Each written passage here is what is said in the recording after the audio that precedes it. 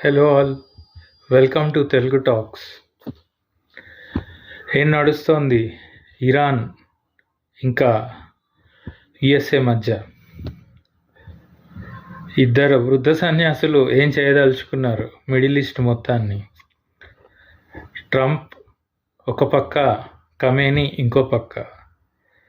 Trump తన యుద్ధ నౌకలతోని, యుద్ధ విమానాలతోని హడావిడి చేస్తున్నాడు ఈ అరబ్ కోస్ట్ అంతా. మన ఖమేనీ గారు వాళ్ళ కోస్ట్లో, వాళ్ళ కంట్రీలో ఎయిర్ డిఫెన్స్లు, మిలిటరీ డ్రిల్స్, నావల్ డ్రిల్స్ చేసి ఆయన హడావిడి చేస్తున్నారు. నిజంగా యుద్ధం చేస్తారంటారా? అసలు యుద్ధం అవసరమా ఇద్దరికి? ఎందుకంటే మొన్నటి వరకు ఇరాన్తో యుద్ధం చేస్తే చైనాకి గట్టి దెబ్బ తాకుతుందని ఒక థాట్ ప్రాసెస్ ఉండాలి. బట్ ఇప్పుడు చైనానే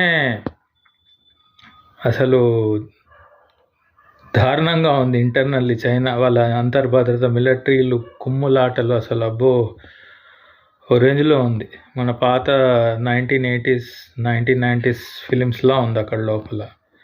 మరి ఇలాంటప్పుడు యుద్ధం చేస్తే ఎవరికి లాభం? ఆల్రెడీ ఇజ్రాయెల్ వారు హమాస్ని, హిజ్బుల్లాని బాగానే మంట పెట్టారు. సో ఇప్పుడు మళ్ళీ వాళ్ళు లేవాలన్నా వాళ్ళకి టైం పడుతుంది, 2-3 years.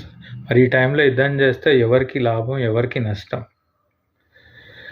లేదా ఇంత దూరం చేశాం కాబట్టి మొహమాటానికి 2 కాకరపోతులు చిచ్చుబుడ్డుల్లో ఏవో కాల్చుకుని వెళ్ళిపోతారా? తెలీదు.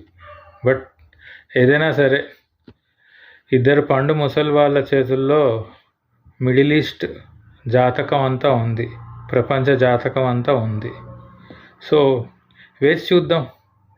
ముసలి వాళ్ళు వాళ్ళకున్న శక్తితోని, వాళ్ళకున్న యుక్తితోని యుద్ధాన్ని తప్పించి శాంతి భద్రతలు ఈ ఏరియాకి, ఆ ప్రదేశాన్ని, మిడిల్ ఈస్ట్ ప్రదేశానికి చేకూరుస్తారని కోరుకుందాం. Stay tune. మరిన్ని లేటెస్ట్ అప్డేట్స్తో మీ ముందరకు వస్తాం.